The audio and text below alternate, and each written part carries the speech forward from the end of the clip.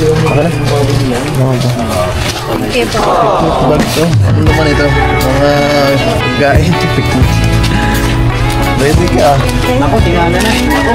Ay, evacuate muna kami. Ay, ako. Ano na? Dalawa.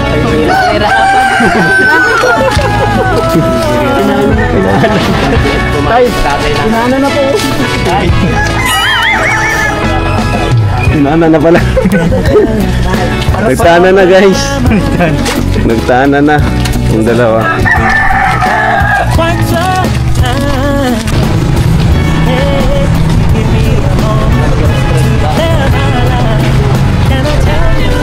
Para mawala naman ang stress mo. Can I get a chance to let you know you're my heart's desire, and I love you so. Stay right here. Hindi dito. Dito na lang tayo. Dito na lang tayo kung mag-date. Pahinga ka muna. Alam kong ano, na-stress ka nitong mga nakaraang araw sa Baguio. Tsaka po pala, Happy Mansari ulit. Happy Mansari. Ako? Mansari. Sana totoo na. Kailan mo ba akong sasagutin? Ngayon na. Ngayon na. Joke lang.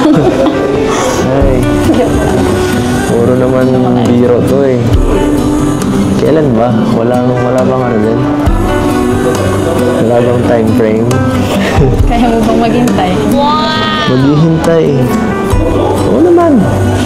Habang buhay.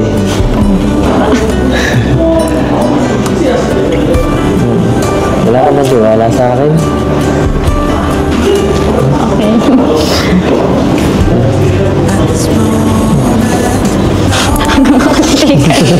Kapira.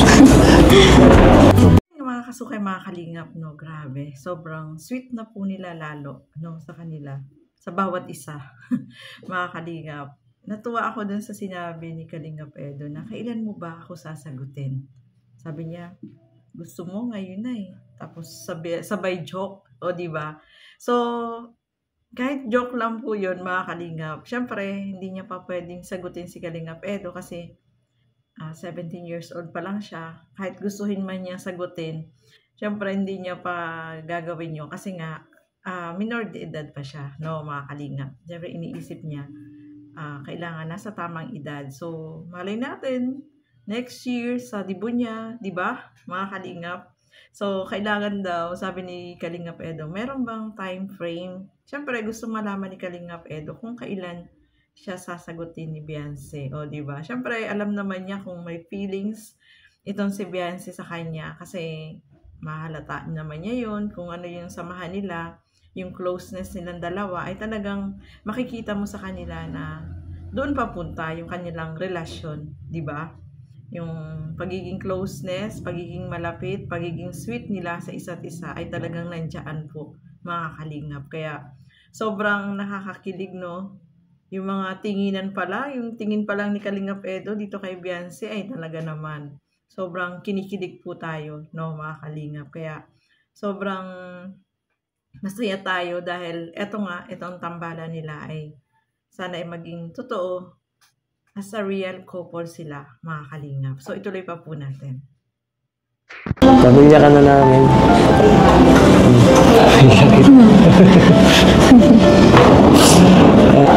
May kita. Ano yung sabihin? Pwede mo naman pabayaan mo yung wife mo? At hindi pa nandalian kundi panghabang buhay. Ayan, no? Sobrang kilig po, mga kalingap, no? Kasi sabi dyan ni Kalingap Eds, pamilya na daw yung turing niya dito kay Beyonce. Tapos, nakalimutan mo yata na wifey kita. O, diba? Sobrang kinilig po doon si Beyonce, mga kalingap. Kahit si Kalingap Edo, yung tinginan nila, sobrang, parang sobrang in love. Ganon, yung tinginan po nila. Mapipil mo kung ano yung nasa damdamin nila. Grabe. Sobrang nakakakilig, no, mga kalingap. Sobrang, parang yung puso natin, parang iba yung feelings, no? Kapag nakikita mo sila ng ganon, kahit nanonood lang po tayo, ay sobrang nakakakilig po talaga sila, mga kalingap. Kaya, ay, grabe na yan. Sobrang, ay, naku, wala na akong masabi. Sobrang in love na po talaga sila, mga kalingap. Happy Mansari. Thank you po. Ay, may gate yan. Grabe. Grabe, dami regalo. Si Man. Oo. Ay, bulong mo yan. Sige, bulong mo yan, ha? Galingan natin. Ay, salamat po, kuya. Saka sa lahat ng nagbigay nito, salamat po. Ang sponsor. Ay, thank you po. Ating Grabe, may nandun pala kayo. Thank pwede you. ba namang mawalan? Kahit pa nag-ano dito, nagkakagulo na. Umulan, bumagyo, magkagera, hindi matitigil ang Mansari. Yan, happy 10th Mansari sa EDC, mga kalingap. Grabe, no? Ang dami ng cake, may pa-flower, tapos may mga regalo pa doon. At natutuwa ako doon sa sinabi ni Edo. May sinabi siya doon na baby. Sabi niya, happy 10th Mansari baby. Sabi niya, masaya ka? Sobra, diba? Sobra talaga. Sobra yung saya, mga kalingap. Kaya, nako, grabe na yan. Sobrang, kahit bumagyo pa yan, ay yung Mansari ay hindi mawawala. No, mga kalingap. Kaya, sobrang masaya po sila.